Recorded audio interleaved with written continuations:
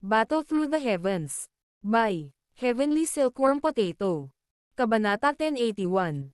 Patayin. Matapos ang napakalaking katawan ng Sky Poison Dragon Scorpion Beast na bumagsak sa lupa, ang buong lupain ay nanginag. Para bang isang lindol ang naganap nang kumalat ang maraming bitek na makapal sa braso mula sa lugar kung saan ito lumapag. Ang katawan ng Sky Poison Dragon Scorpion Beast ay bumuo ng isang napakalaking hukay sa lupa. Ang matinding sakit na naihatid mula sa mata nito ay nagdulot ng masakit na dagandong. Umagos ang sariwang dugo mula sa basag nitong mata na parang isang maliit na batis. Ang suntok ng Earth Demon Puppet kanina ay talagang naging dahilan ng paghihirap nito. Hahaha. Puputulan kayong lahat ng haring ito sa 1,000 piraso. Ang Sky Poison Dragon Scorpion Beast ay galit na umungal sa kalangitan. Ang boses nito ay napuno ng walang katumbas na dami ng layuning pagpatay at galit.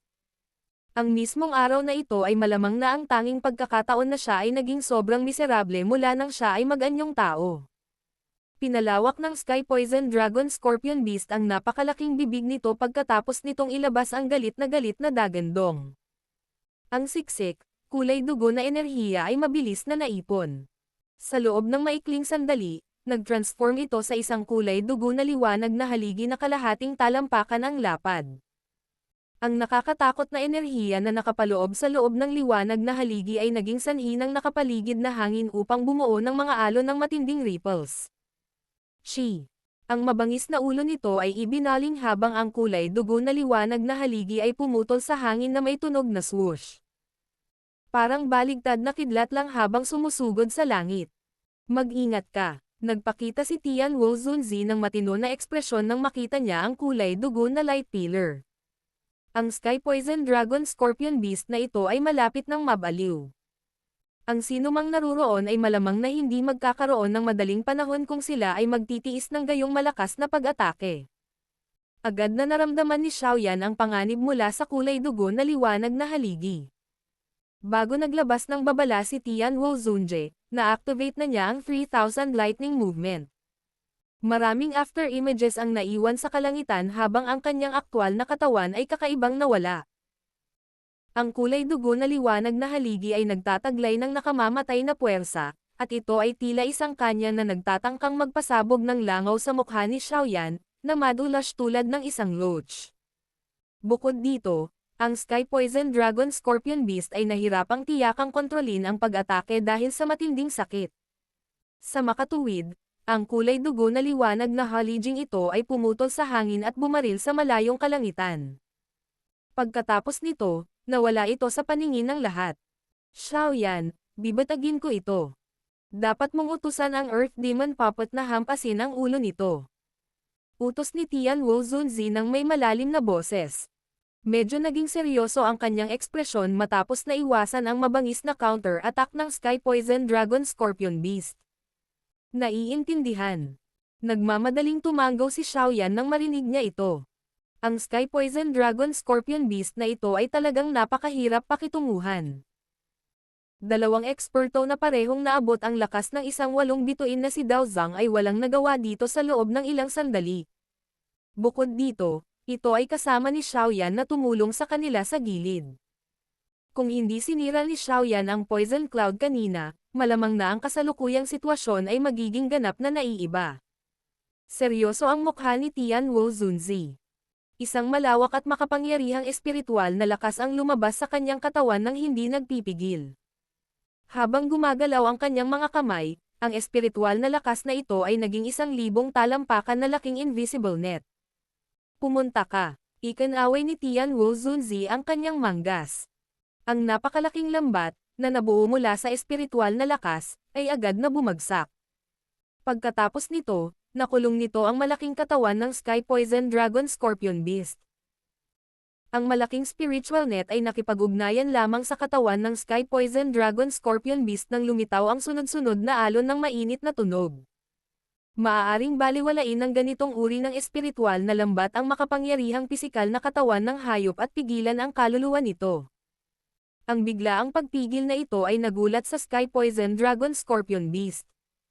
Nagmamadali itong pumiglas, ngunit gaano man ito gumalaw, ang napakalaking espiritual na lambat ay lumitaw tulad ng mga uod sa mga buto ng isang tao. Mahigpit itong dam-aikit sa katawan nito, mahigpit itong nagbubuklod sa proseso. Gawin mo. Mahigpit na umiyak si Tianwu Zunzi. Isang beses tumango si Xiaoyan. Kinulat niya ang kanyang daliri at ang Earth Demon Puppet, na nanatili sa hangin, ay bumaba mula sa langit. Pagkatapos nito, marahas na binasag nito ang katawan ng Sky Poison Dragon Scorpion Beast na parang cannonball. Ang nakakatakot na forward momentum nito ang naging dahilan ng pagbagsak ng katawan ng hayop. Roar! Ang nakakatakot na puwersa na ipinadala mula sa katawan ng Pepe ay naging sanhi ng Sky Poison Dragon Scorpion Beast na naglabas ng isang nakakabaliw at galit na dagandong. Ang napakalaking buntot nito ay umindayog, na nag-transform sa isang itim na kislap habang ito ay bumaril patungo sa Earth Demon Puppet sa likod nito. Malamig na tumawa si Xiaoyan nang makita niya ito mula sa langit. Nagbago ang kanyang handsil at ang apoy na lobo sa kalangitan, na nabuo mula sa glazed lotus heart flame, ay sumugod pababa ng may bilis na parang kidlat. Pagkatapos nito, walang awa nitong kinagat ang buntot ng scorpion na tatama sa Earth Demon Puppet. Kaagad, sunod-sunod na alon ng mga sizzling sound ang lumitaw. Bumagsak ang apoy na lobo at naging sanhi ng isang puting fog na tumaas sa katawan ng Sky Poison Dragon Scorpion Beast. Ang kakilakilabot na mataas na temperatura nito ay nagdudulot sa hayop na makaramdam ng sunod-sunod na pag-alon ng matinding pananakit. Bang! Sa ilalim ng dalawahang pagsupil ng napakalaking espiritual na lambat at ng apoy na lobo, ang Sky Poison Dragon Scorpion Beast ay hindi makagalaw saglit sa kabila ng laki nito. Maaari lamang itong magpumiglas, na naging sanhi ng panginginig ng lupa. Mabilis na kumalat ang mga basag na linya sa kabuuan nito. Bang! Isang silver glow ang kumislap at lumitaw sa ulo ng Sky Poison Dragon Scorpion Beast. Ang maliwanag na kulay pilak na kamao nito ay tumama ng walang awa, matatag na dam-apo sa ulo ng hayop. Ang lakas ng pakikipaglaban ng Earth Demon Puppet ay higit na tinutukoy ng pisikal na katawan nito, na dumaan sa maraming refinement. Sa kabila ng pisikal na katawan nito na hindi nagagamit ang anumang Dao Qi, ang mapanirang lakas nito ay nakakatakot pa rin. Dahil sa suntok na ito, maging ang Sky Poison Dragon Scorpion Beast na ito, na nagtataglay ng lakas ng isang 8-star Dao Zhang, ay naglabas ng malungkot na panaghoy. Nagpupumiglas ang katawan nito, at nagsimulang mawala. Ang mga alon ng kinakaing unti-unti at makapal na hamog ng dugo ay mabilis na dumaloy palabas sa katawan ng Sky Poison Dragon Scorpion Beast habang ito ay mabangis na nagpupumilit na makatakas. Ang espiritual na lambat ni Tianwu Zunzi ay nagsimulang maglabas ng Anqi-Chi, na tunog nang nabuo ang kakaibang hamog na ito ng dugo. Bang! Bang! Bang! Bumagsak ang ekspresyon ni Xiaoyan nang makita niya ang eksenang ito. Ang kamao ng Earth Demon Puppet ay muling naikuyom ng mahigpit. Pagkatapos nito, sunod-sunod na suntok ang ibinato nito, na parang pile driver habang walang awang bumagsak sa parehong lugar sa ulo ng Sky Poison Dragon Scorpion Beast. Isang chi-chi na tunog ang ibinuga ng ang kakaibang fog ng dugo ay dam-aikit sa katawan ng Earth Demon Puppet. Ang natuyot na ibabaw ng katawan ng Pepe ay bumuo ng ilang linya dahil sa kaagnasan na ito. Bahagyang nagbago ang ekspresyon ni Xiaoyan nang maramdaman niya ang pagbabago ng Earth Demon Puppet. Hindi inaasahan na ang singaw ng lason sa Sky Poison Dragon Scorpion Beast ay ganito kabangges. Kahit na ang matigas na pisikal na katawan ng Earth Demon Puppet ay hindi nakayanan ito. Isang walang awa na ekspresyon ang bumungad sa mga mata ni Xiaoyan. Talagang hindi siya naniniwala na magagawa ng Sky Poison Dragon Scorpion Beast na iikot ang mga bagay sa harap nitong lineup nila. Isang utos ang inilabas mula sa puso ni Xiaoyan at isang maliwanag na pilak na liwanag ang bumungad mula sa katawan ng Earth Demon Puppet, halos hindi nakaharang sa fog ng dugo. Ang kanyang kamao ay parang isang malaking bagyo habang ito ay dam-apo sa ulo ng Sky Poison Dragon Scorpion Beast sa isang nakakabaliw na paraan. Ang mababa at malalalim na tunog ay lumilitaw na parang tumutunog ito ng tambol, na nagiging sanhi ng pag-iinit ng puso ng isang tao habang ginagawa ito. Sa kasalukuyang pisikal na lakas ng Earth Demon Puppet, ang isang suntok ay maaaring magdulot ng pagluwa ng dugo ng isang ordinaryong piling taong Dao Zhang. Gayunpaman, Ang Sky Poison Dragon Scorpion Beast na ito ay umaasa sa makapal na balat nito upang matiis ang 12-12 suntok. Kahit na ito ang kaso, ang crust sa tuktok ng ulo nito ay sa wakas ay pumutok. Mabilis na umagos ang sariwang dugo. Malabo pang ang nakikita ng isa ang mapuputing organ sa ulo nito. Kasabay ng matinding sakit na ito, ang Sky Poison Dragon Scorpion Beast ay nagulat nang mapagtanto na ang isang pakiramdam na walang magawa ay unti-unting kumakalat mula sa puso nito. Ang buhay nito ay tila mabilis na umaalis sa katawan nito. Sa sandaling ito, sa wakas ay nagsimula itong makaramdam ng takot. Kung magpapatuloy ito, malamang na mahihirapan siyang takasan ang sakunan na ito. Tumigil ka. Ano ba talaga ang gusto mo? Miyembro ako ng Scorpion Dragon Tribe. Hindi ka nila bibitawan kung papatayin mo ako. Namula ang nag-iisang mata ng Sky Poison Dragon Scorpion Beast habang galit itong umungal. This time around, may dagdag na takot sa dagandong nito. Gusto namin ang iyong monster core. Bahagyang ngumiti si Xiaoyan. Hindi niya binigyan ng kahit isang sandali ang Sky Poison Dragon Scorpion Beast para makahinga. Malinaw niyang naunawaan na kung gumawa siya ng kahit kaunting pagkakamali sa harap ng isang magical beast na kasing lakas ng Sky Poison Dragon Scorpion Beast, malamang na ang lahat ay mauuwi sa wala. Gumasto sila ng napakalaking pagsisikap para mahuli ang taong ito. Kung hahayaan itong makatakas, si Xiaoyan ay talagang matatalo ng higit pa sa kanyang matatanggap. Kaya naman, kahit habang nagsasalita si Xiaoyan, ang Earth Demon Puppet ay nanatiling isang walang sawang slaughter machine habang ang kamao nito ay marahas na nadudurog pababa. Sa bawat pag-iwas nito ng kamao, magdudulot ito ng pagbabago-bago sa kalawakan. Kumakalat ang isang pabilog na invisible na ripple sa bawat paglapag ng kamao nito. Ang ganitong uri ng kumakalat na puwersa ay dumurog sa laman sa ibabaw ng Sky Poison Dragon Scorpion Beast. Kahit na may matigas na katawan ng Sky Poison Dragon Scorpion Beast, medyo hindi na ito nakatiis pagkatapos ng puwersahang tumanggap ng napakaraming mabibigat na suntok mula sa Earth Demon Puppet. Isang aura ng kamatayan ang tumakip sa puso nito. Sa harap ng ganitong uri ng pakiramdam ng kamatayan, isang kasamaan ang bumalot sa natitirang mata ng Sky Poison Dragon Scorpion Beast na nakatitig kay Xiaoyan. Ilang sandali pa, sa wakas ay nagsalita ito sa makapal na boses. Ako, si Mohi, ay gagamit ng bloodline ng Scorpion Dragon Tribe para sumumpa na kailangan mong tumakas habang buhay habang hinahabol ng aking Scorpion Dragon Tribe. Ang huling dugong pulang mata ng Sky Poison Dragon Scorpion Beast ay nawala sa mukha nito matapos ang mga salita nito ay tininagan. Pagkatapos nito, ito ay sumabog. Isang munting dugong kumikislap ang tumagos sa hangin sa napakabilis na bilis bago pumasok sa katawan ni Xiaoyan sa paraang parang kidlat. Ang bilis ng pag-ilaw ng dugo na ito ay lubhang nakakatakot. Maging si Xiaoyan ay naipikit lamang ang kanyang mga mata. Wala siyang kakayahan para iwasan ito. Hindi ka pakakawalan ng Scorpion Dragon Tribe. Hindi ka makakatakas. Ang Sky Poison Dragon Scorpion Beast ay marahas na tumawa. Dalawang daloy ng dugo ang umagos mula sa napakalaking mga mata nito, na nagbigay dito ng sobrang nakakatakot na anyo. Naging madilim ang ekspresyon ni Xiaoyan. Ginalaw niya ang kanyang handsil at ang katawan ng Earth Demon Puppet ay agad na nagpakawala ng napakaliwanag na pilak na kinang. Inipon nito ang lahat ng lakas bago binasag ang kamao. Kasunod ng suntok na ito, makikita ng isa ang puwang na pumutok. Isang kalahating talampakang lapad na madilim na itim na butas ang nabuo. Bang! Ang nakakatakot na suntok ay naglalaman ng nakakagulat na lakas habang walang awa nitong binasag ang ulo ng Sky Poison Dragon Scorpion Beast. Sa ilalim ng nakakatakot na lakas na ito, ang malaking ulo nito ay naglabas ng boom na tunog habang ito ay nagbago sa hindi mabilang na bilang ng mga dagwang piraso ng laman. Ang hindi mabilang na bilang ng mga halimaw na nagtatagal sa malayo ay agad na tumigil sa kanilang kaguluhan pagkatapos na sumabog ang ulo ng Sky Poison Dragon Scorpion Beast. Ilang sandali pa, nagkalat sila.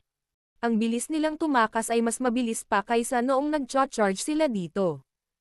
Battle Through the Heavens. Kabanata 1082. Matagumpay na pagkamit. Sa sandaling pumutok ang ulo ng Sky Poison Dragon Scorpion Beast, may naramdaman din ang mataba at payat na mga eksperto, na nakikipaglaban sa Little Fairy Doctor. Ibinaling nila ang kanilang mga ulo at tumingin sa napakalaking malamig na bangkay, na nakahandusay sa lupa sa di kalayuan. Ang kanilang mga ekspresyon ay biglang at lubhang nagbago. Napatingin ang mga mata ng dalawa sa bangkay ng Sky Poison Dragon Scorpion Beast. Napuno ng hindi paniniwala ang kanilang mga mata. Bilang mga subordinate ng halimaw, malinaw na alam nila ang lakas nito. Kahit na mayroong hindi mabilang na bilang ng mga mabangis na lason na nilalang sa loob ng Fallen God Stream na ito, ang lakas ng Sky Poison Dragon Scorpion Beast ay nireranggo sa tuktok. Noong nakaraan, may ilang mga eksperto sa tao na dumating upang pukawin ito, ngunit ang kanilang mga kapalaran ay maging bahagi ng dilaw na lupa sa rehiyong ito. Ang mabangis na reputasyon ng Sky Poison Dragon Scorpion Beast ay isang bagay na walang sinumang nang ahas masaktan sa mga taong ito. Sa kasamaang palad, ang eksenang lumitaw ngayon ay naging sanhi ng mabangis na reputasyon ng Sky Poison Dragon Scorpion Beast upang tuluyang mawala. Ang payat at dilaw na damit na lalaki ay tumitig sa bangkay ng Sky Poison Dragon Scorpion Beast na may kumikislap na mga mata. Pagkatapos nito, muli siyang tumingin sa grupo ni Xiaoyan. Nanuyo ang kanyang lalamunan. Maliban kay Xiaoyan, ang natitirang dalawang tao ay nagbigay sa kanya ng lubhang mapanganib na pakiramdam. Ang ganitong pakiramdam ay isang bagay na naramdaman niya sa Sky Poison Dragon Scorpion Beast noong nakaraan. Maliwanag, ang dalawang ito ay mga pag-iral na nasa parehong antas ng Sky Poison Dragon Scorpion Beast. Nagtataka ako kung paano nasaktan ng pinuno ang gayong eksperto. Talagang dumating sila sa pangangaso para sa kanya. Mga mata ng lalaking nakadamit na dilaw ay kumikislap habang ang kaisipang ito ay mabilis na nananatili sa kanyang puso. Nang ahas kang pumatay sa aming pinuno. Siguradong hindi ka pakakawalan ng Scorpion Dragon Tribe. Ang mataba na dalubhasa, na mukhang maliit na bundok, ay napurol saglit bago siya tuluyang gumaling. Galit na galit siyang umungal. Ganhaw, atakehin mo, maghayganti ka para sa pinuno. Lalong tumindi ang pagkislap ng mga mata ng lalaking nakadilaw na damit. Agad siyang nag-igting at sinabi sa malalim na boses. Hindi kita sasamahan kung gusto mong hanapin ang kamatayan. Ang kanyang mga daliri sa paa ay idiniin sa lupa pagkatapos ng mga salitang iyon, at siya ay umatras sa paraang parang kidlat. Sa loob ng ilang paghinga, siya ay nagbago sa isang malabong figure na nawala sa malayo. Natigilan ang taong grasa nang makitang tumatakas ang lalaking nakadilaw sa huling sandali. Agad na namula ang kanyang mukha habang galit na nagmumura. Ikaw na duwag. Aalis ka ba mag-isa o sasalakayin ko? Dahan-daang naglakad ang Little Fairy Doctor habang nagmumura. Nakatitig ang maganda niyang mga mata sa matabang lalaki habang nakangiting tanong nito. Nang inig ang mukha ng matabang lalaking iyon nang makitang dahan-daang naglalakad ang Little Fairy Doctor. Matapos ang laban kanina, alam niyang ang babaeng ito, na tila mas maliit sa kanyang braso, ay nagtataglay ng hindi pangkaraniwang nakakatakot na lakas. Kahit na noong nakipagkapit kamay siya kay Ganhaw, halos hindi nila siya napigilan. Ngayong tumakas na si Ganhaw, paano siya magiging kapareha ng Little Fairy Doctor? Hindi ka pakakawalan ng Scorpion Dragon Tribe. Nag-iba ang ekspresyon ng matabang lalaki bago siya tuluyang nagpakawala ng galit na galit. Pagkatapos nito, lumingon siya at ang kanyang maliit, parang bundok na katawan ay dumagundong habang ito ay nag-transform sa isang sinag ng liwanag na tumakas sa malayo. Kahit malaki ang katawan niya, hindi siya tanga. Kung nanatili siya sa ganoong sitwasyon, malamang na hindi siya makakatakas sa kamatayan. Ang grupong ito ng mga tao ay maaari pang patayin ang Sky Poison Dragon Scorpion Beast, lalo na siya. Pinagmasdan ng Little Fairy Doctor ang taong matabang tumakas sa di kalayuan. Isang bahagyang ngiti ang pinakawalan niya. Gumalaw ang kanyang katawan at lumitaw sa tabi ni Xiaoyan. Ibinaba niya ang kanyang ulo para tingnan ang napakalaking katawan ng Sky Poison Dragon Scorpion Beast sa lupa. Naayos na, ngumisi si Xiaoyan at tumango. Agad siyang nakahinga ng maluwag. Ang Sky Poison Dragon Scorpion Beast na ito ay talagang napakahirap pakitunguhan. Kung wala siyang Earth Demon Puppet at Tian Wu Zunzi, napakahirap na patayin ang malaking tao na ito sa kanyang lakas maliban kung ginamit niya ang Angry Buddha Lotus Flame. Mabilis nating kunin ang mga bagay na kailangan natin. Masyadong malaki ang kaguluhan na nilikha ng labanang ito. Hindi maiiwasan na maakit nito ang atensyon ng iba pang mabangis na magical beast sa Fallen God Stream. Kung tayo ay pabaya, baka mauwi tayo sa isa pang matinding labanan. Bulong ng The Little Fairy Doctor. Ang mga lason na nilalang sa Fallen God Stream na ito ay lubhang mabangis.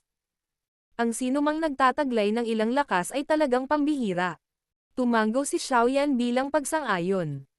Ang kanyang kamay ay humawak patungo sa katawan ng Sky Poison Dragon Scorpion Beast. Isang puwersa ng pagsipsap ang lumabas at dahan-daang itinaas hanggang sa nasuspine ito sa hangin. Sinulyapan ni Xiaoyan ang malaking bangkay sa kanyang harapan. Medyo naging solemn na ang mukha niya. Ang seal na nabuo ng kanyang mga kamay ay nagbago at ang napakalaking jade green na apoy na lobo ay naghiwalay, na naging isang mabangis na apoy na tumama sa katawan ng Sky Poison Dragon Scorpion Beast. Ang nakakatakot na mataas na temperatura ay kumalat, at isang pagbaluktot ang lumitaw sa nakapalibot na espasyo. Sa gitna ng pagkasunog ng Glazed Lotus Heart Flame, ang napakalaking bangkay ng Sky Poison Dragon Scorpion Beast ay mabilis na lumiit. Ang balat, kabibi, at laman nito ay unti-unting pumuti sa ilalim ng mataas na temperatura. Sa wakas, sila ay naging abo at nagkalat. Hindi nagbago ang ekspresyon ni Xiaoyan habang pinagmamasdan ang bangkay na mabilis na lumiliit habang nagkakalat ang mga abo. Sa halip, pinataas niya ang temperatura. Ang kailangan niya ay ang Essence Blood of the Sky Poison Dragon Scorpion Beast. Ang ganitong uri ng Essence Blood ay lilito lamang pagkatapos sumailalim sa refinement at maraming pagkasunog. Sa ilalim ng mataas na temperaturang ito, ang sariwang dugo sa ibabaw ng Sky Poison Dragon Scorpion Beast ay mabilis na nag-vaporize. Ang mga daluyan ng dugo sa mga pinsalang iyon ay naging maputlang puti. Bumaba ang katawan ng Sky Poison Dragon Scorpion Beast habang patuloy na tumataas ang temperatura ng Glazed Lotus Heart Flame. Sa huli, 5 talampakan lang ang laki nito. Sa sandaling ito, ang Sky Poison Dragon Scorpion Beast ay naging kulay dugong bola ng karne, na umiikot sa loob ng jade green na apoy. Kinokontrol ni Xiaoyan ang temperatura ng apoy. Ilang saglit pa, pinitik niya ang daliri at agad na nag-crack ang kulay dugong bola ng karne, na bumubuo ng bitek sa katawan nito. Ang kalahating kamaumalaking kristal na kulay dugo ay sumugod palabas at tinungo si Xiaoyan. Gamit ang isang grabang motion, sinalo ni Xiaoyan ang parang sariwang dugong kristal sa kanyang kamay. Naramdaman niya ang malawak at napakalakas na enerhiya sa loob nito at isang nalulugod na ekspresyon ang hindi sinasadyang sumilay sa kanyang mga mata.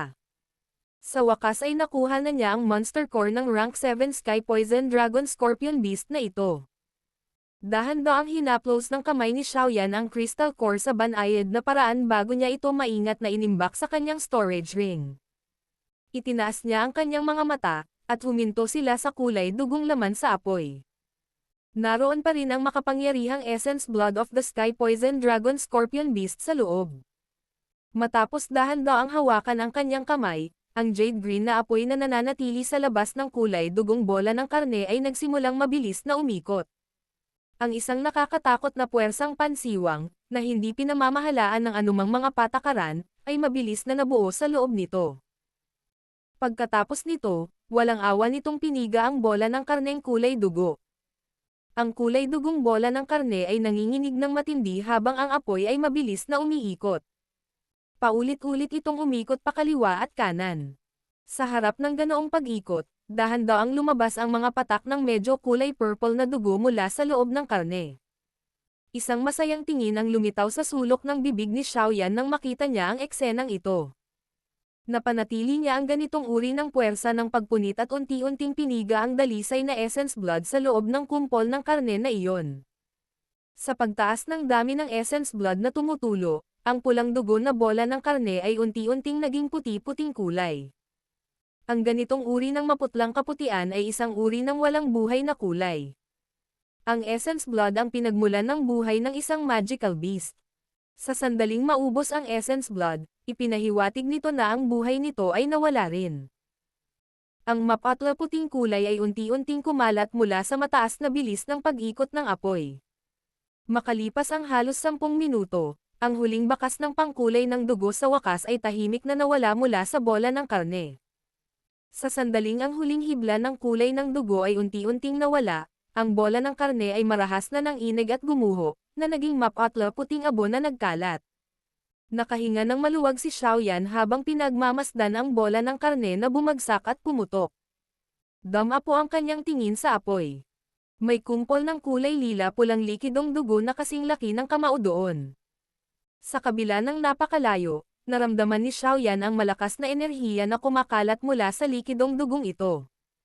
Itabi ito ng mabilis. Ang ganitong uri ng essence blood ay nagtataglay ng makapangyarihang pang-akit sa iba pang mga magical beasts. Ang Little Fairy Doctor ay nagmamadaling nagpaalala habang nakahinga ng maluwag matapos makita ang essence blood na matagumpay na napino ni Xiaoyan. Ngumiti si Xiaoyan at tumango. Sinenyasan niya ang kanyang daliri at lumipad palabas ang kulay lila pulang likidong dugo. Pagkatapos nito, naglabas siya ng isang bote ng jade at maingat na inimbak ang dugo dito. Matandang Ginoong Yao, ito ang essence blood na kailangan para makatulong sa pagpino ng iyong katawan. Makakagamit ka na ulit ng pisikal na katawan sa lalong madaling panahon. Kinaway-kaway ni Xiaoyan ang bote ng jade sa kanyang kamay patungo kay Tianwu Zunzi sa gilid habang nagsasalita siya ng nakangiti. Isang matamis na ngiti ang hindi sinasadyang lumabas sa mukha ni Tianwu Zunzi nang marinig niya ito. Nakahinga siya ng maluwag. Napakaraming taon na ang nakalipas. Sa wakas ay magkakaroon na naman siya ng katawan.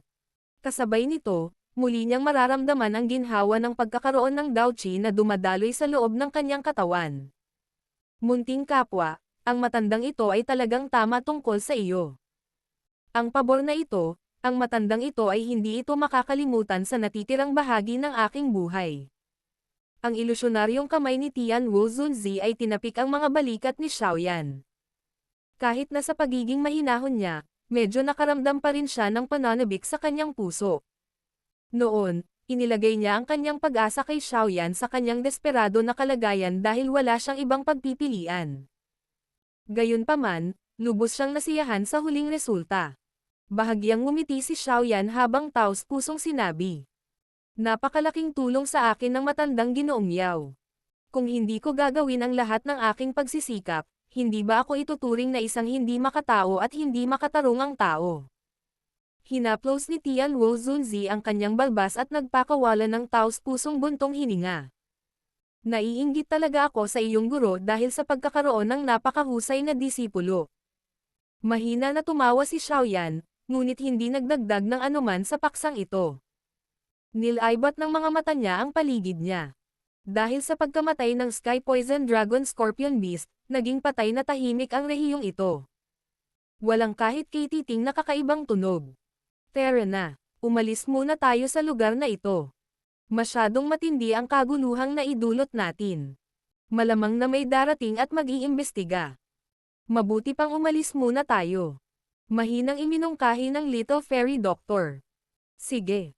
Ngumiti si Xiaoyan at tumango. Kinapa niya ang kanyang storage ring at tumawa.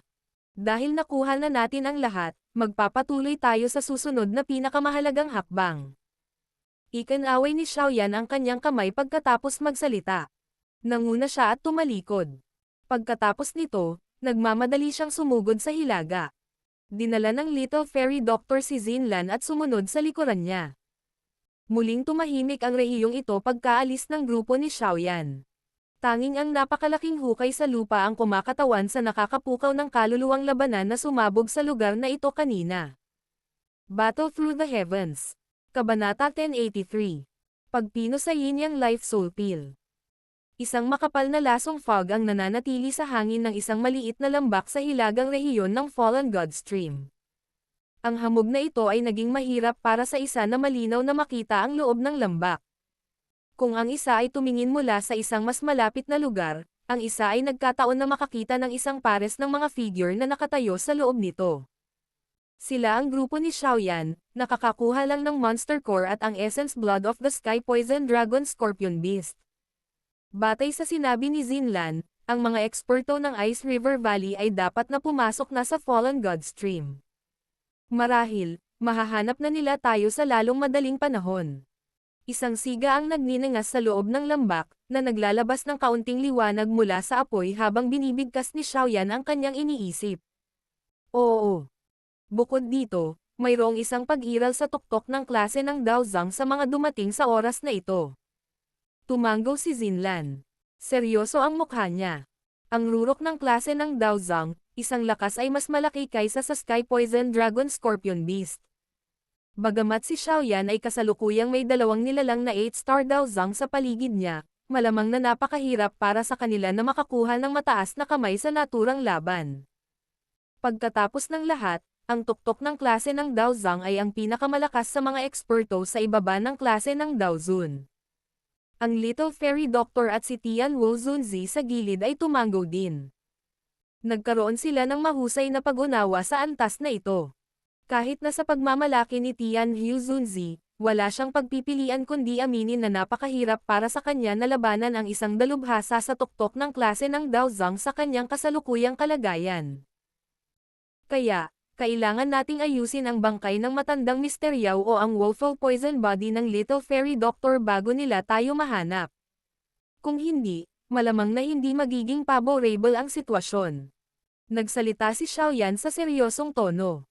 Tumanggo ang Little Fairy Doctor at Tian Wuzunzi nang marinig nila ito. Sa kasalukuyang sitwasyon, ang lakas ng alinman sa kanila ay anggat kung maaayos nila ang kani-kanilang problema. Kaya, magkakaroon sila ng kakayahang lumaban kahit na humarap sa isang eksperto sa tuktok ng klase ng Daozang mula sa Ice River Valley. Dapat mo munang tulungan ang matandang Ginoong Yao na pinuhin ang isang katawan. Siya ay isang piling Daozun sa nakaraan. Kahit na hindi niya mabilis na mabawi ang kanyang pinakamataas na lakas pagkatapos niyang makakuha ng katawan, hindi dapat mahirap para sa kanya na umaban sa klase ng Daozun. Itong woeful poison body ko ay hindi pa ganap na nakontrol ng sino man sa nakaraan. Hindi tayo sigurado kung ano ang mangyayari pagkatapos itong makontrol. Sa makatuwid, iminumungkahi ko na ang matandang Ginoong Yao ang dapat na magkaroon ng prioridad. Nag-isip sandali ang Little Fairy Doctor bago siya nagbigay ng seryosong mungkahi. Inihayag ni Xiaoyan ang isang pagpapahayag ng malalim na pag-iisip matapos marinig ang pagsusuri ng Little Fairy Doctor. Ang pagtulong muna kay Tian Wuzunzi ang talagang pinakaligtas na taya. Ang woeful poison body ay isang natatanging natural na katawan. Kapag ito ay sumabog, kahit na ang isang piling tao na si Daozun ay kailangang pansamantalang magtago mula rito. Kung makokontrol mo ito, malamang na ang iyong mga nagawa ay magiging lubhang kagulat-gulat. Hinimas-himas ni Tian Wuzunzi ang kanyang balbas habang dahan-dahan siyang nagsasalita.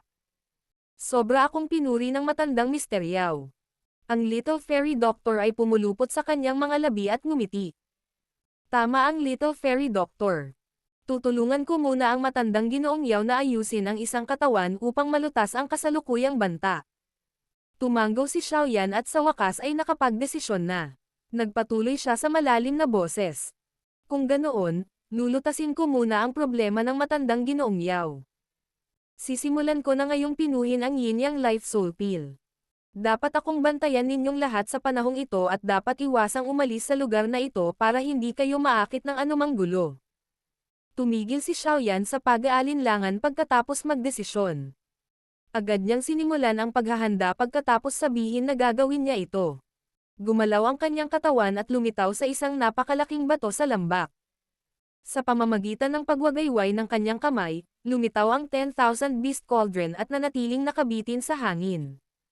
Ang Little Fairy Doctor at ang iba ay tumanggo nang makita nila si Xiaoyan na nagsimulang pinuhin ang tableta.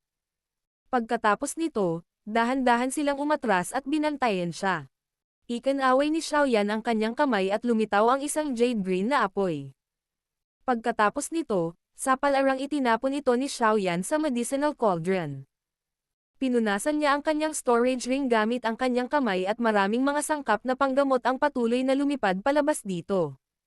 Sa wakas, lahat sila ay nanatiling nakabitin din sa ere. Maingat na pinagmasdan ng mga mata ni Xiaoyan ang mga sangkap na ito ng gamot. Matapos makitang walang problema sa kanila, dahan-dahan niyang ipinikit ang kanyang mga mata. Ang medicinal formula ng Yin-Yang Life Soul Pill ay dahan-daang damaloy sa kanyang isipan na parang umaagos na tubig.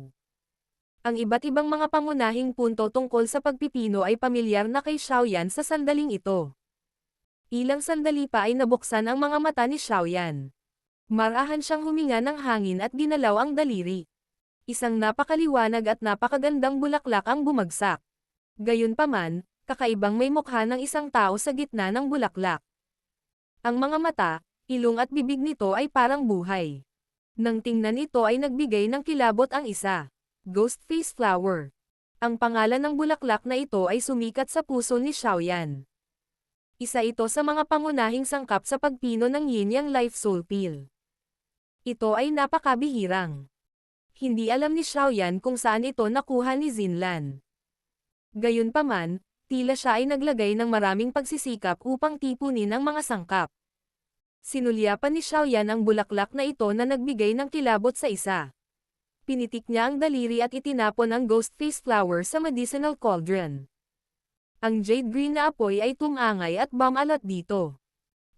Ang Ghost Face Flower ay itinapon lamang sa apoy nang ang mga alon ng itim na singaw ay ibinubuga mula rito. Kasabay nito, ang isang sumisigaw na iyak ng sanggol ay umalangaw-ngaw mula sa nakapagpapagaling na kaldero. Napakunot ng noo si Xiaoyan.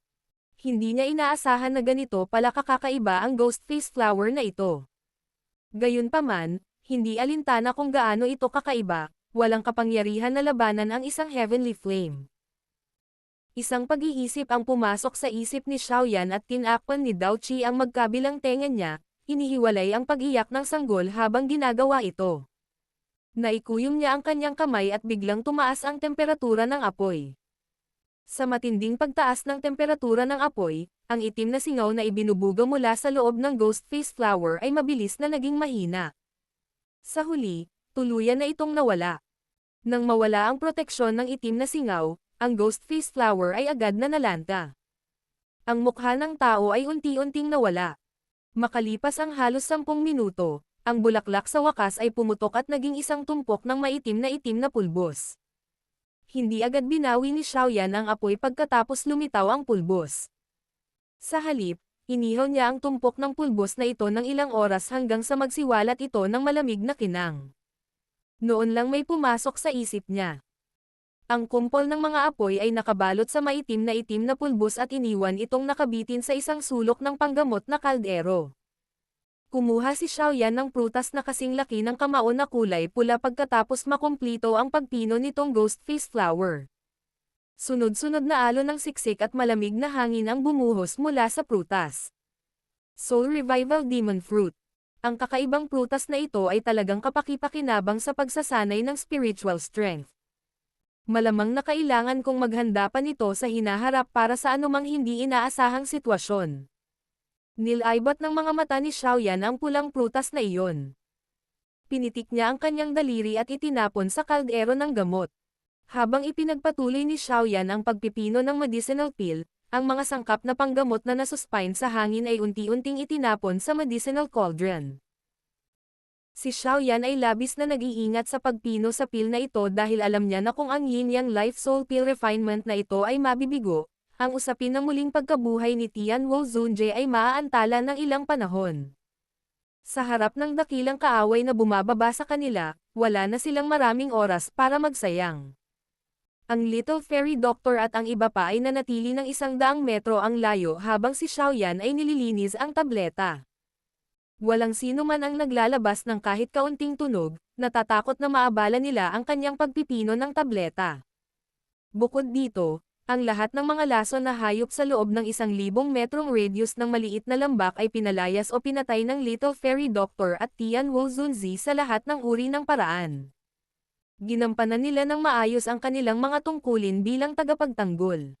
Mabilis na damaloy ang oras habang si Xiaoyan ay nagsagawa ng retreat upang pinuhin ang tabletang ito. Lumipas ang 2 araw sa isang kisap mata. Ang lugar sa timog ng Fallen God Stream, kung saan naninirahan ang Sky Poison Dragon Scorpion Beast noon, ay ganap na tahimik dahil sa Sky Poison Dragon Scorpion Beast na tinapos ng grupo ni Xiaoyan. Sa sandaling ito ay ganap na tahimik. Hindi na ito natatakpan ng singaw ng lason tulad ng dati. Ang napakalaking rock fortress ay lumitaw na walang laman. Hindi na nito taglay ang dominanteng aura na umiral noong ang Sky Poison Dragon Scorpion Beast ay naninirahan dito. Ang mga alon ng lumaragasang tunog ng hangin ay lumitaw 1,000 metro mula sa kuta ng bato.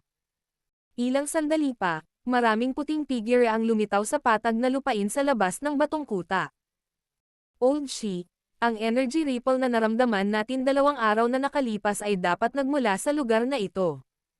Ang isang matandang lalaki ay lumingon sa batong kuta bago niya magalang na kinausap ang matandang iyon sa gilid, na may hawak na isang snake walking stick. Wala nang anumang aura sa lugar na ito. Ang matandang lalaki na tinawag na Old Shi ay nakahinto ang kanyang mga mata sa Rock Fortress habang siya ay mahinang nagkomento. Sa pagkakaalam ko, ito dapat ang Sky Scorpion Region. Ito ay pinamamahalaan ng isang Sky Poison Dragon Scorpion Beast na umabot sa lakas ng isang 8-star Daozang. Gayunpaman, sa hitsura nito ngayon. Kumunat ang noo ng isa pang matandang lalaki at isiniwalat ang kanyang nalalaman.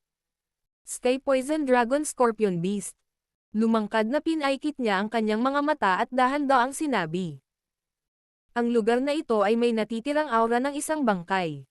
Kung tama ang hula ko, dapat ay natapos na ang taong iyon. Ano? Ang taong iyon ay nagtataglay ng lakas ng isang 8-star Daozang. Kahit na sa Fallen God Stream na ito, isa ito sa iilan sa mga ganoong pag-iral. Sino ang makakapatay nito? Bulalas ang natitirang mga tao pagkatapos marinig ito. Bukod sa aura ng bangkay, may mga bakas sa lupa na nagpapakita na ito ay inihaw sa mataas na temperatura. Maliwanag, ito ay isang taong may mahusay na kontrol sa apoy. Mula sa mga natitirang kaluluwa ng mga disipulo ng Ice River Valley noon, natuklasan ko na may isang binata sa kanila na kumokontrol sa isang uri ng napakalakas na apoy. Kung tama ang hula ko, ito dapat ang ginawa ng grupong iyon. Kinurot ang mga talam. Ang damo ay naging alikabok nang gawin niya iyon. Ginawa ng grupong iyon. Ganito sila kalakas. Nagbago ang ekspresyon ng natitirang 3 matatandang nakasuot ng puti. Iyon ay isang 8-star Daozang. Madali nilang napatay si Bing Fu at ang 2 iba pa. Ano ang dapat ikagulat sa kanilang pakikipaglaban sa isang 8-star Daozang? Napangiti si Old Shi. Dahan-dahan siyang tumayo at ibinaling ang kanyang mga mata sa hilaga ng Fallen God Stream. Kakaibang ngiti ang naaninag ng kanyang nangungunot na mukha. Gayunpaman, ang hangin ay nagtataglay pa rin ng natitirang aura ng Sky Poison Dragon Scorpion Beast. Malamang na kinuha nila ang monster core nito. Dapat natin silang mahanap kung susundin natin ang aura na ito. Ang Old Shi ay matalino. Ang 3 nakaputi at matanda ay nagalak at magalang na pinuri siya nang marinig ang kanyang mga salita. Random na ikinaway ni Old Shi ang kanyang kamay. Hinawakan niya ang snake walking stick at dahan-daang naglakad patungo sa hilaga ng Fallen God Stream. Isang mahinang tawa ang unti-unting napalabas mula sa kanya. Talagang nagiging curious ang matandang ito sa grupong ito ng mga tao. Hindi lang nila isinama ang Poison Lady kundi pumunta rin sila dito para patayin itong Sky Poison Dragon Scorpion Beast ng walang dahilan. Hahaha. Hindi masama. Magkaharap ang 3 matandang nasa likod. Agad naman silang nagpakawala ng malamig na tawa. Talagang hindi nila alam kung kasawian o karangalan ng mga taong iyon ang pumukaw sa interes ni Old Shi. Ang mga nananakit sa Ice River Valley ay hindi magtatapos sa magandang wakas. Nakakaawa ang mga individual. Battle Through the Heavens. Kabanata 1084. Pagpino ng katawan. Isang mainit na alon ng hangin ang dumadaloy parot-par ito sa loob ng tahimik na maliit na lambak, na nagiging sanhi ng patuloy na pamumutla ng lason na ulap sa hangin. May isang figure ng tao na nakaupo sa isang napakalaking bato sa lambak. Isang napakalaking, crimson medicinal cauldron ang nakasabit sa hangin sa harap ng figure. Ang jade green na apoy ay nasusunog sa loob ng kaldero. Ang mainit na alon ng hangin ng lambak ay kumakalat mula sa lugar na ito. Ang isang pares ng mga figure ng tao ay nakatayo 100 metro ang layo mula sa napakalaking bato. Ang kanilang mga tingin ay natipon sa panggamot na kaldero. 6 na araw na ang nakalipas. Tiningnan ni Zinlan ang nakatutok na figure ng tao sa napakalaking bato, huminga ng mahina, at nagkomento. Ang isang Tier 7 medicinal pill ay hindi madaling pinuhin. Natural, ang isa ay dapat gumugol ng ilang oras. Ang Little Fairy Doctor ay hindi nagulat. Mahina niyang sinabi. Bukod dito, ang pilchi sa loob ng medicinal cauldron ay nagiging mas siksik. Malamang na hindi ito magtatagal hanggang sa mabuo ang tableta. Tumanggaw si Zinlan nang marinig niya ang paliwanag ng Little Fairy Doctor. Magsasalita pa lang sana siya nang biglang yumanig ang medicinal cauldron, sa di kalayuan. Isang malinaw na hagong ang tunog mula rito at umalangaw-ngaw sa lambak. Ano ito? Ang hindi inaasahang pagbabagong ito ay naging dahilan upang ang Little Fairy Doctor at ang iba pa ay nagmamadaling ibinato ang kanilang mga tingin. Isang hindi pangkaraniwang siksik na pilchi ang biglang tumalsik mula sa nakapagpapagaling na kaldero na parang bulkan matapos itong maglabas ng hagong na tunog. Malabo na makikita ng isa ang pinagmulan ng pilchi na tila mula sa isang bilog na tabletang panggamot na nakabalot sa isang jade green na apoy. Malapit na ba itong bumuo ng isang tableta? Natuwa ang Little Fairy Doctor nang maramdaman niya ang kapal nitong pilchi. Sa harap ng focus ng grupo ng Little Fairy Doctor, ang pilchi na iniluwa mula sa medicinal cauldron ay naging mas siksik. Sa huli, halos ang buong lambak ay natatakpan ng halimuyak ng tabletang ito na nakakuha ng atensyon ng isa. Maliwanag, ito ay isang indikasyon na ang isang tableta ay malapit ng mabuo. Kahit na ang Yin Yang Life Soul Pill ay nasa Tier 7 middle grade level, hindi ito napakahirap na pinuhin. Bukod pa rito, sa karanasang tumulong kay Tang Xin sa pagpino ng Fire Bodhisattva Pill, ang pagpipino sa pagkakataong ito ay hindi inaasahang naging maayos. Ang lahat ay tila natural na umuunlad at ni Katie Ting na pagkakamali ay hindi lumitaw sa daan. Dahan-daang iminulat ni Xiaoyan ang kanyang singkit na mga mata habang bumubulwak ang pilchi. Tiningnan niya ang eksenang ito at bumungad sa mukha niya ang kasiyahang ekspresyon. Ang tumalsik na pilchi ay naging mas mabangis. Sa huli, nabasag nito ang layer ng poison fog sa kalangitan. Dahil tinawag ng makakapal na pilchi na ito, ang mga madilim na ulap ay mabilis na nagsimulang magtipon sa kalangitan. Agad na lumitaw ang kagalakan sa mga mata ni Xiaoyan nang makita niya ang eksenang ito. Hindi niya inaasahan na ang Yin Yang Life Soul Pill ay makakaakit ng Pill Lightning. Ang Pill Lightning, iyon ang pinakamalaking sakit ng ulo para sa alchemist, ay isang bagay na gustong makita ni Xiaoyan dahil ang kanyang Earth Demon Puppet ay lalakas pagkatapos ng Pill Lightning Refinement. Sa huling pagkakataon, ang Earth Demon Puppet ay pinalakas hanggang sa puntong makakalaban nito ang isang 8-star Daozang. Iniisip ni Xiaoyan kung anong antas ang mararating ng Earth Demon Puppet kung makakaranas itong muli ng Pill Lightning. Habang excited na tinawag muli ni Xiaoyan ang Earth Demon Puppet, biglang huminto ang madilim na ulap na nagtipon sa kalangitan. Pagkatapos nito, sila ay naging pangit. Bagamat may ilang mga tunog ng kulog, hindi nangyari ang isang eksena kung saan tumama ang kidlat sa malayong hangin at bumagsak. Sa halip, pagkatapos ng ilang pamimilipit, unti-unting nagkalat ang maitim na ulap. Ang biglaang pagkalat ng Pill Lightning ay parang isang palanggana ng malamig na tubig na ibinuhos sa ulo ni Xiaoyan, na pinawi ang lahat ng kanyang pananabik.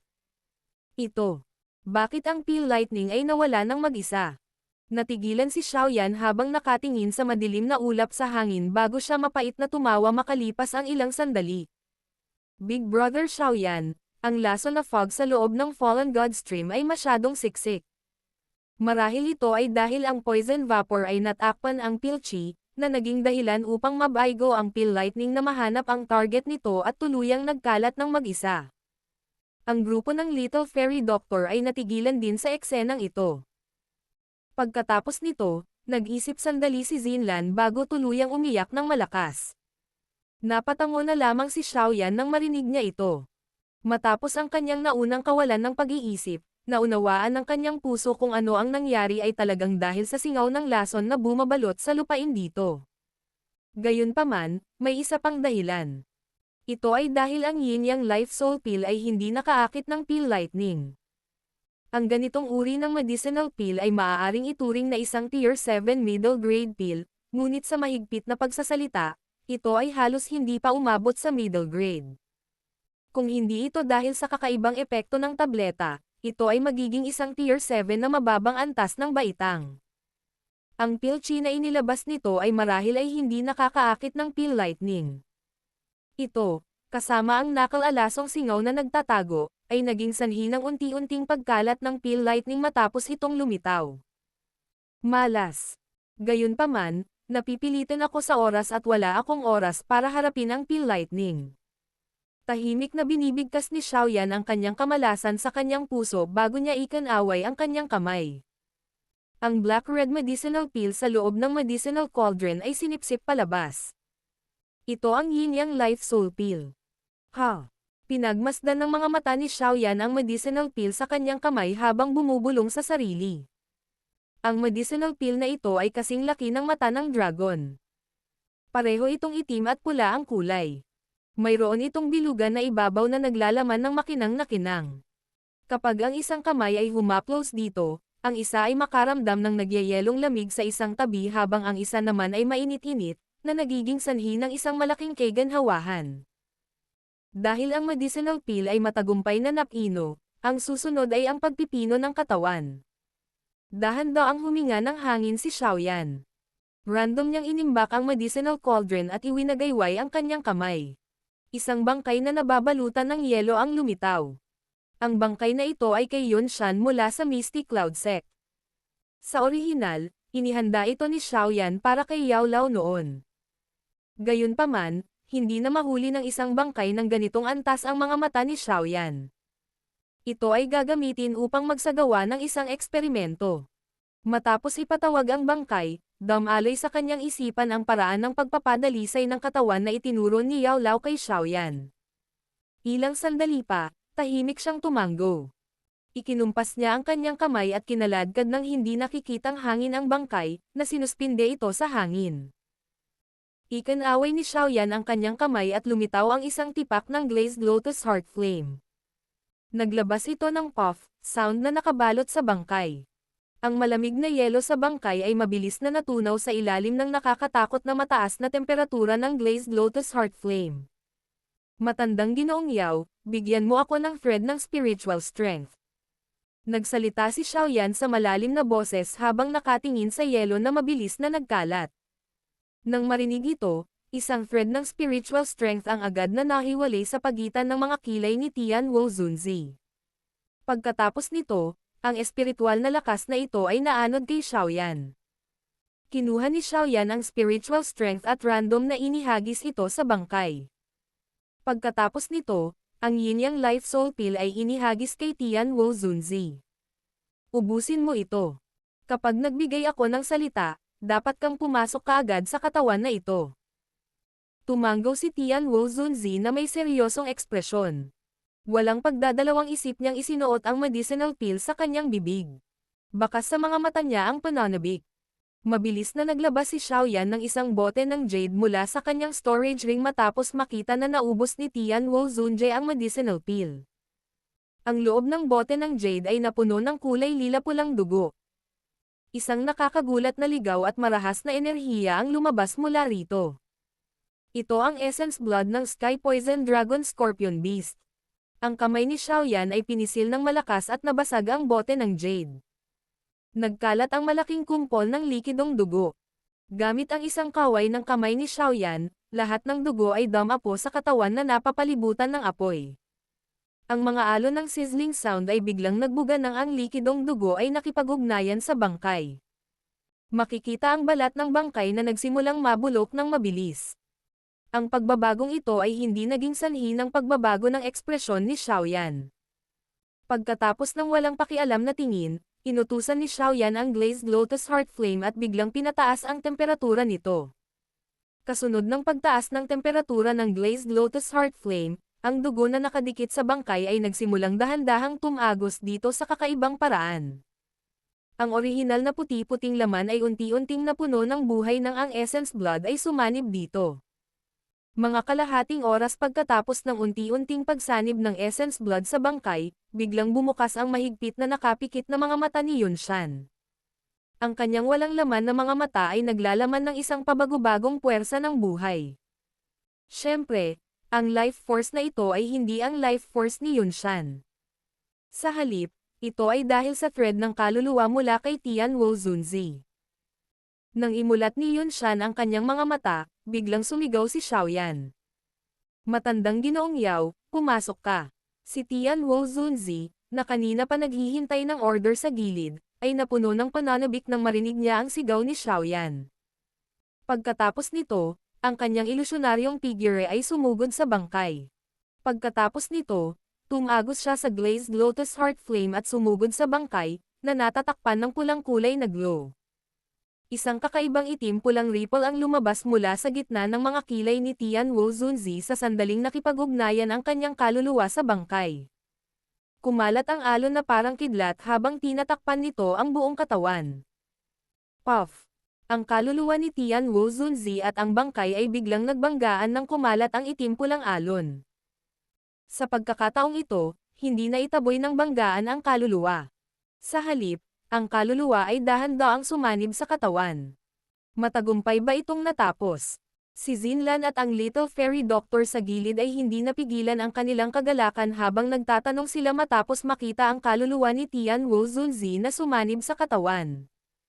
Hindi pa. Kailangang tiisin ng matandang Ginoong Yao ang pagsunog ng Heavenly Flame at unti-unting makontrol ang katawan. Saka lamang siya maituturing na tunay na nabuhay mula sa apoy. Solemn na ang ekspresyon ni Xiaoyan habang umiiling. Ang kasunod na hakbang ay ang pinakamahalaga. Kung hindi makayanan ni Tianwu Zunzi ang pag-aapoy ng Heavenly Flame, malamang na hindi lang masasayang ang pisikal na katawan na ito kundi ang kanyang kaluluwa ay daranas din ng nakamamatay na suntok.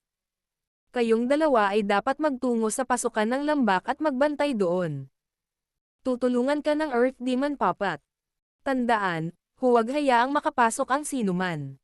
Itinuro sila ni Xiaoyan sa malalim na boses. Tumango ang Little Fairy Doctor at si Zinlan nang marinig nila siya. Hinawakan nila ang Earth Demon Puppet at dahan-daang umatras. Sa wakas, huminto sila sa pasukan ng lambak. Inalis ni Xiaoyan ang kanyang tingin matapos itong makita.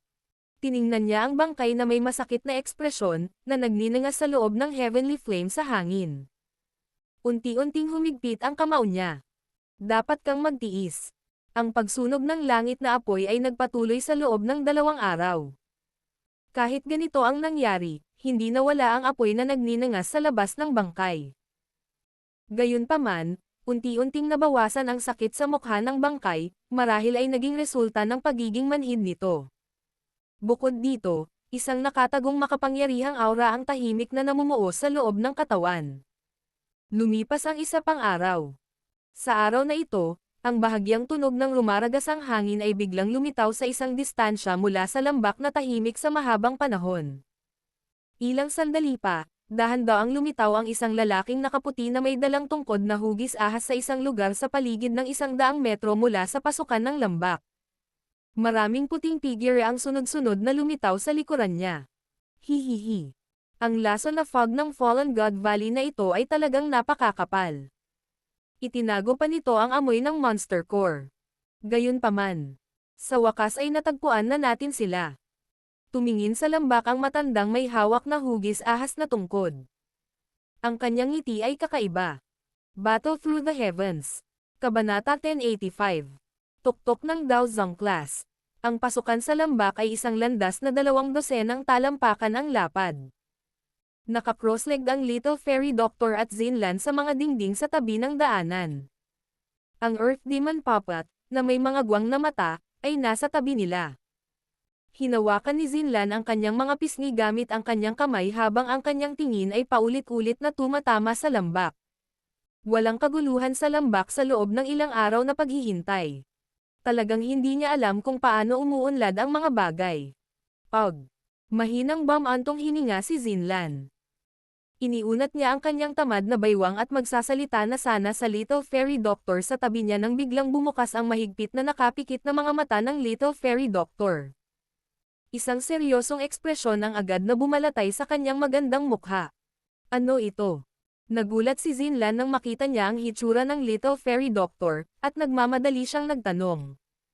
Ang mga tao mula sa Ice River Valley. Dumating na. Isang malamig na kislap ang sumilay sa magagandang mata ng Little Fairy Doctor. Dahan-dahan siyang tumayo mula sa lupa habang unti-unting lumalabas sa kanyang katawan ang mahinang hangarin sa pagpatay. Nagbago din ang ekspresyon ni Zinlan nang marinig niya ang mga salita ng Little Fairy Doctor. Ang kanyang mga mata ay nagmamadaling tumingin sa labas ng lambak. Nakakita nga siya ng mga puting figures sa di kalayuan. Ikaw ang Woeful Poison Body, tama ba? Habang tinitingnan ni Zinlan ang lugar sa labas ng lambak, isang walang malasakit, matandang boses ang biglang nalipat mula sa malayo. Pagkatapos nito, dama po ito sa mga tainga ng Little Fairy Doctor at Zinlan. Ang Little Fairy Doctor ay hindi tumugon sa boses na ito. Isang malamig na ekspresyon ang naruroon sa kanyang mga mata. Kinuyam niya ang kanyang kamao at ang kulay abu-purple na si Daochi ay dahan-daang lumalabas na parang dalawang malalaking sawa. Agad silang umikot sa katawan niya. Isang malumanay na alon ang biglang nabuo sa hangin sa pasukan sa lambak hindi nagtagal pagkatapos tumunog ang matandang boses. Kaagad, isang hunchback figure, na may hawak na parang ahas na tungkod, ay dahan-daang lumitaw sa harap ng mga mata ng Little Fairy Doctor at Zinlan. Kasunod ng paglitaw ng hunchback figure na ito, ang mga tunog ng paghawi ng hangin ay lumitaw sa likuran niya. Makalipas ang ilang sandali, maraming puting figure ang dumapo sa likod ng kuba na figure sa maayos na paraan. Ang grupong ito ng mga tao ay natahimik pagkatapos gumawa ng kanilang hitsura. Malabo at dahan-daang kumakalat ng sabay-sabay ang layunin ng pagpatay, na naging sanhi ng pagkalat ng nakapaligid na poison gas. Naningkit ang mga mata ng Little Fairy Doctor nang lumitaw ang matandang lalaki na may hawak na hugis ahas na tungkod. Tahimik niyang hinigpitan ang kanyang mga kamay at sinabi sa malinaw na malamig na boses. Talagang eksperto ito sa tuktok ng klase ng Daozang. Ang Ice River Valley na ito ay talagang handang magsikap. Hahaha. Hindi kalabisan para sa matandang ako na kumilos para sa Woeful Poison Body.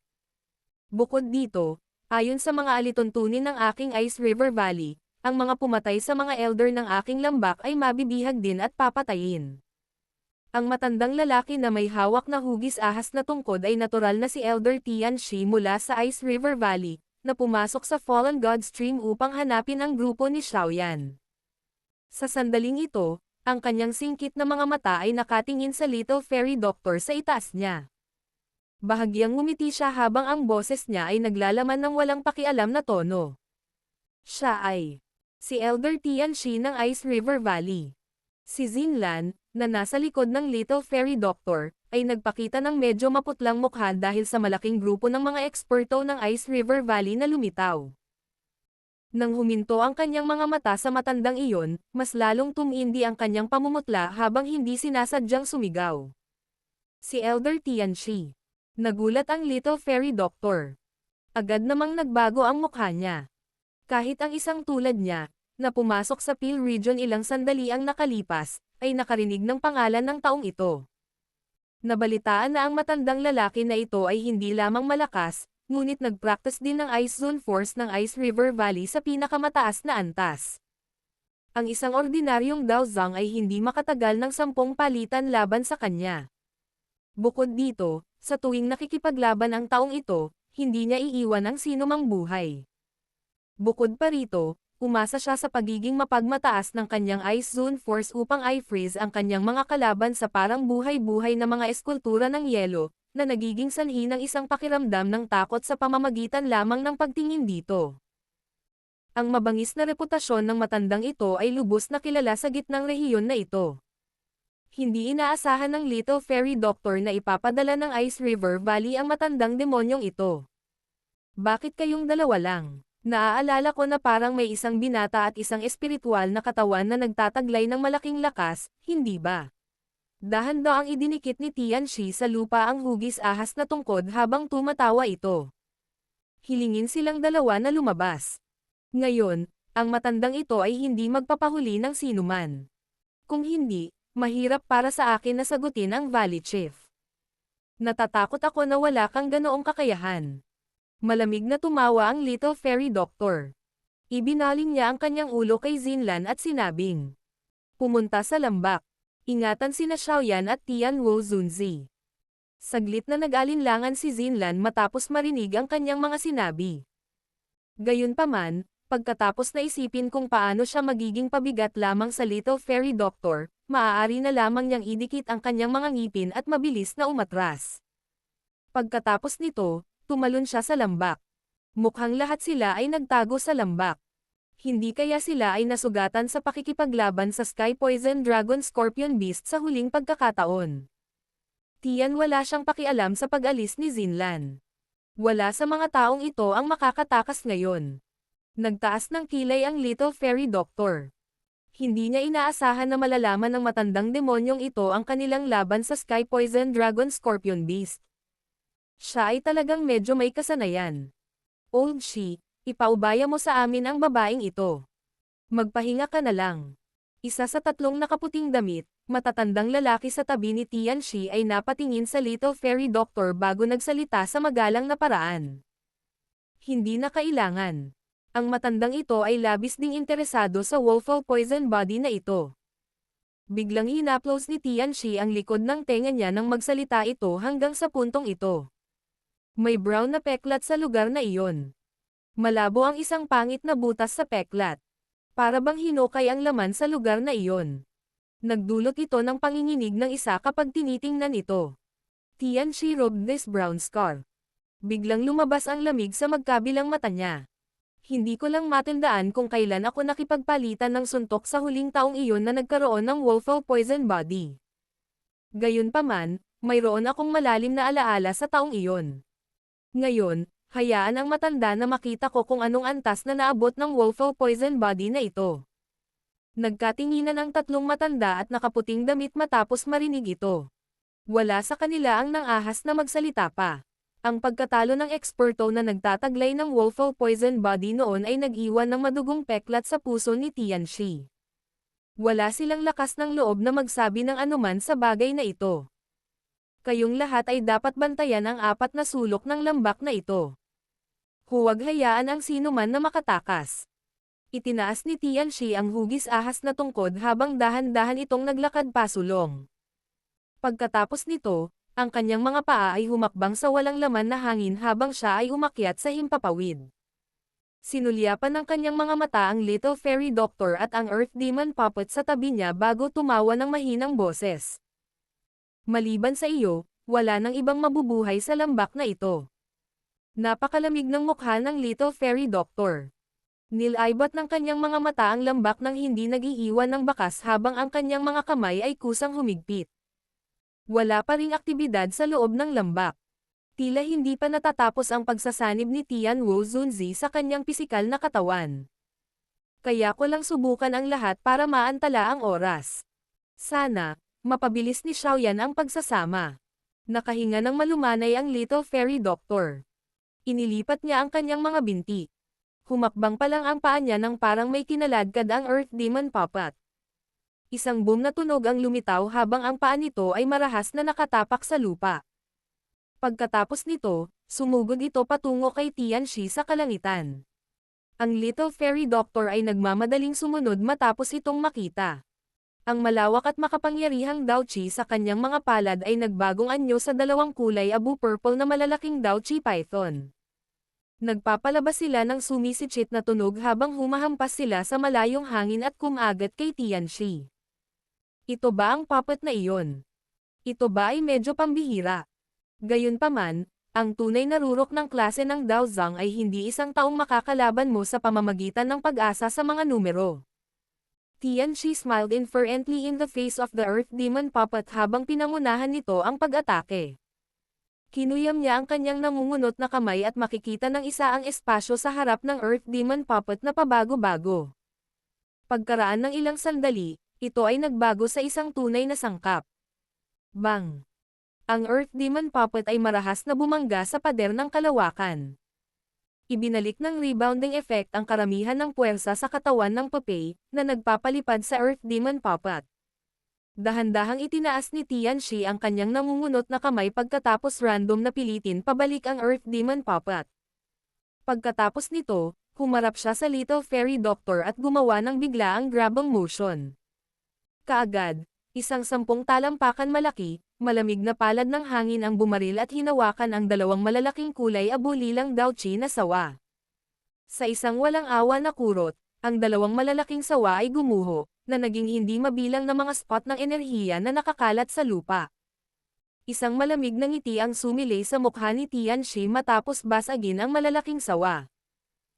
Ikinumpas niya ang kanyang kamay at isang napakalaking palad ang lumitaw sa harap ng munting diwata na doktor sa paraang parang kidlat. Pagkatapos nito, marahas itong hinampas. Bahagyang nagbago ang magandang mukha ng Little Fairy Doctor nang maramdaman niya ang nakakagulat na malamig na hangin na biglang dumating. Naramdaman niya na ang sirkulasyon ng Daochi sa loob ng kanyang katawan ay barado sa harap ng nakakabigla nitong malamig na hangin. Ang lakas ng Ice Zone Force. Isang kaseryosohan ang bumalot sa mukha ng Little Fairy Doctor. Ang siksik, kulay abulilang Daochi ay mabilis na lumabas sa kanyang katawan. Pagkatapos nito, nagtipon ito sa itaas ng kanyang ulo. Bang! Ang malaki, malamig na ice palm ay dumaong nang walang anumang sagabal, bumangga sa kanyang kulay abulilang Daochi. Lumabas ang nakakatakot na malamig na hangin. Kaagad, lumitaw ang maliliit na ice flakes sa kanyang kulay abulilang Daochi. Ang napakalaking palad ay ganap na dinurog ang mga depensa ng Little Fairy Doctor sa isang nakakalito na paraan. Grog. Ang kanyang mga depensa ay madaling nasira at ang napakalaking puwersa ay nagpadala ng kanyang katawan sa kalawakan bago siya nagkaroon ng oras upang umatras. Kaagad, isang subo ng sariwang dugo ang tumalsik. Ang kanyang magandang katawan ay lumipad pabalik na parang saranggola na may putol na tali. Sa wakas, nontog siya sa pader. Ang malakas na puwersa ay nagdulot ng mga bitek sa dingding ng bundok. Ang Little Fairy Doctor ay napilitang bumalik sa pagkatalo pagkatapos lamang ng isang palitan. Ang isang dalubhasa sa tuktok ng klase ng Daozang ay ganito kalakas. Tiyan bahagyang ngumiti siya matapos talunin ang Little Fairy Doctor gamit ang isang palad. Hahabulin na sana siya ng isang kulay pilak na figure ang muling sumugod ng hindi natatakot sa kamatayan. Isang silver glow ang kumikislap sa kamao nito. Lumitaw ang mahinang pang-aalipuste sa mga mata ni Tianxi nang maramdaman niya ang malakas na hangin na nakapaloob sa kamao ng kulay pilak na figure. Ang lahat ng pape ay walang lakas. Mabuti pa rin kung nakikipag-usap ito sa isang ordinaryong Daozang. Gayunpaman, walang alinlangan na ito ay isang walang ingat na pagkilos laban sa kanya. Ang puti nyebe, malamig na hangin ay mabilis na dumampi sa kamay ni Tianxi. Sa isang kisap mata, napalitan ito ng yelo na hamampas pasulong. Bang! Ang kamao ng yelo at ang kamao ng Earth Demon Puppet ay marahas na nagbanggaan sa bilis na nagdulot ng malaking epekto. Agad na lumipad ang mga ice flakes sa lahat ng direksyon. Malamig na tumawa si Tianxi nang lumabas ang mga ice flakes mula sa kamao ng yelo, at ang kanyang braso ay biglang at kakaibang gumalaw, tulad ng isang ahas, bago ito biglang nanginag. Boom! Ang parang tubig baha na puwersa ay lumundag habang ang braso ay gumagalaw. Ang puwersang ito ay naglalaman ng lakas ng Earth Demon Puppet. Ang kakaibang pamamaraan ng pagwigling na iyon ay tila ganap na sumasalamin sa pag-atake ng Earth Demon Puppet. Ang puwersa ay kumalat sa isang ripple form at isang marka ng kamao na may lalim na kalahating daliri ay bumaon sa dibdib ng Earth Demon Puppet. Kung wala itong buhay o nakakaramdam ng anumang sakit, malamang na ang kamay ni Tianxi ang pumatay dito. Kahit na ganito ang nangyari, ang Earth Demon Puppet ay marahas pa ring itinapon pababa. Sa wakas, nabasag nito ang dalawang malalaking bato bago ito naitatak ng malalim sa dingding ng bundok. Ganyan ka lang. Ang hugis ahas na tungkod sa kamay ni Tianxi ay marahang idiniin sa walang laman na hangin habang si Tianxi ay mabilis na sumulyap sa talunang Little Fairy Doctor. Bahagya siyang tumawa. Ang agos mo ay talagang mas mahina kumpara sa huling taong nagmamay-ari ng Woeful Poison Body.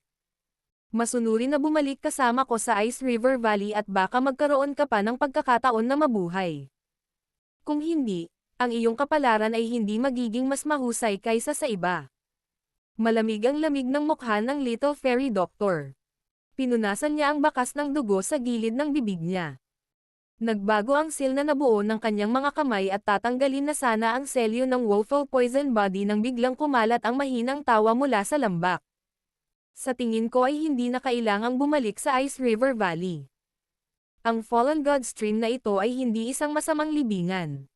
Ito ay dapat na isang magandang lugar para sa iyong mga lumang buto upang ilibing dito. Dahan-daang binawi ni Tianxi ang ngiti sa mukha nito habang nakatayo siya sa ere. Madilim ang kanyang mga mata nang dumaong sa bakana ng lambak. Dalawang figure ang dahan-daang lumabas. Tumigil ang mga mata ni Tianxi sa binata. Maya-maya'y napalingon sila sa matanda na nakangisi. Pagkatapos nito, unti-unting tumigas ang madilim niyang mukha. Dao Zun. Ang kanyang malambot na boses ay naglalaman ng kaunting pagkapurol at pagkagulat nang bigla itong kumalat, na naging sanhi ng tahimik na paglamig ng hangin sa paligid.